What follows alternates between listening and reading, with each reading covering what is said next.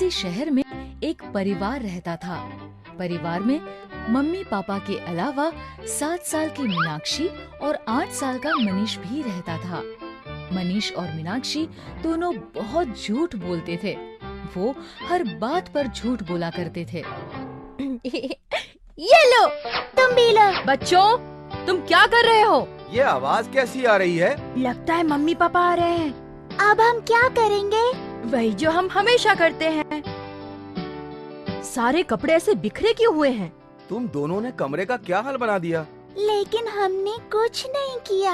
हाँ मम्मी, खिड़की से कुछ बंदर कमरे में घुस आए थे। ये सब उन्होंने ही किया है। इस तरह वो हर बात पर झूठ बोला करते थे। मम्मी पापा उनकी इस आदत से बहुत परेशान रहते थे। एक दिन मम्मी पापा किसी काम से बाहर गए हुए थे और बच्चे घर में अकेले थे। वो अपने कमरे में बैठकर स्कूल का होमवर्क कर रहे थे। तभी उन्हें बाहर लिविंग एरिया से कुछ गिरने की आवाज सुनाई दी। भैया, ये लिविंग एरिया से आवाज कैसी आ रही है? लगता है घर में चोर घुस आए हैं। चोर? अब हम क्या करेंगे? घर में मम्मी पापा भी नहीं है। धीरे बोलो, चोर ने सुन लिया तो वो हमें भी चोरी करके अपने साथ ले जाएंगे। भैया, मुझे बहुत डर लग रहा है। मुझे चोरों के साथ नहीं जाना। तुम चिंता मत करो, मैं अभी पापा को फोन करता हूँ।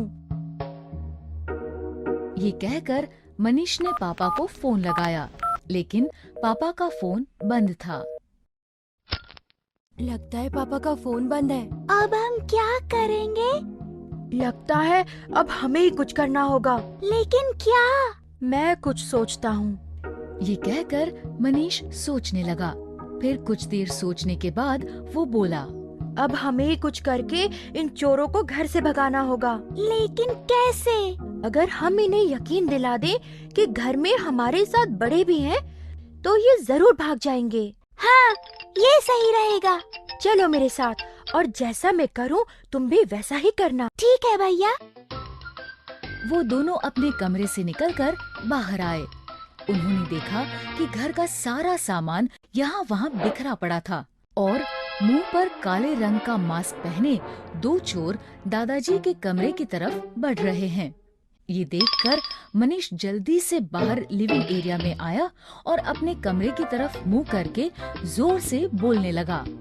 मीनाक्षी, तुम ऐसे नहीं मानोगी। रुको, मैं अभी पापा को बुलाता हूँ। पापा का नाम सुनकर चोर डर गए और ऊपर की तरफ भागने लगे। मीनाक्षी भी कमरे से बाहर आई और चोरों को ऊपर की तरफ भागते देख जोर से चिल्लाकर बोली, तुम क्या पापा को मेरी शिकायत करोगे? रुको, मैं अभी ऊपर से दादाजी को बुलाती हूँ। दादाजी का नाम सुनकर चोर डर गए और रसोई घर की तरफ दौड़ पड़े। इस पर एक बार फिर मनीष चिल्लाकर बोला, दादाजी क्या करेंगे? रुको, मैं अभी रसोई घर से दादी को बुलाता हूँ। वही तुम्हें अच्छे से समझाएंगी। इस पर चोर डरकर सोफे के पीछे छिप गए।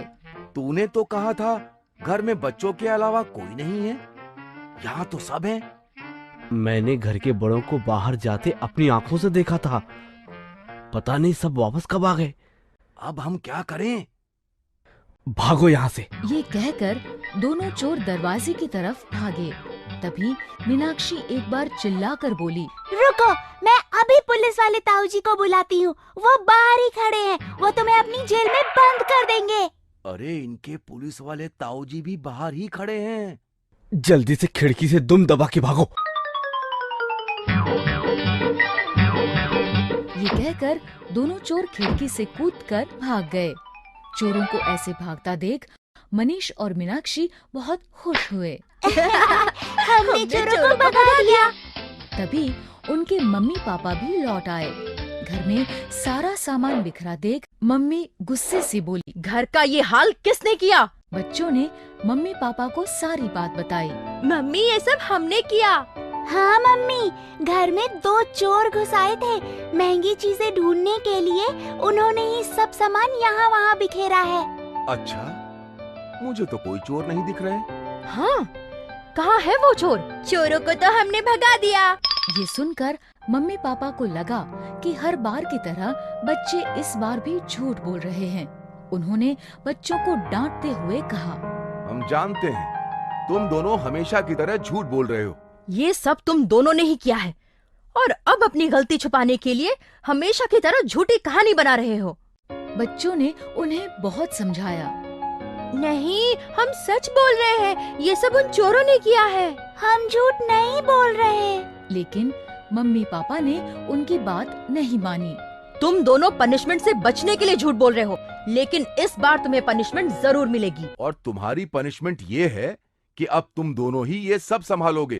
ये कहकर मम्मी पापा अपने कमरे में चले गए। अब तक मनीष और मीनाक्षी समझ चुके थे कि झूठ बोलना कितना गलत है। उनकी आंखों में आंसू आ गए। वो रोते हुए बोले, हमारे झूठ बोलने की आदत की वजह से मम्मी पापा हमारा विश्वास नहीं कर रहे। शायद झूठ बोलने से ऐसा ही होता है। और उन दोनों ने तय किया कि आज के बाद हम कभी झूठ नहीं बोलेंगे। इस तरह मनीष और मीनाक्षी को उनका सबक मिल गया और फिर उन्होंने कभी झूठ नहीं बोला। तो बच्चों, इस कहानी से हमें ये शिक्षा मिलती है कि हमें कभी झूठ नहीं बोलना चाहिए, क्योंकि बार बार झूठ बोलने के बाद अगर हम सच भी बोलते हैं तो सबको हमारी बातें झूठ ही लगती हैं।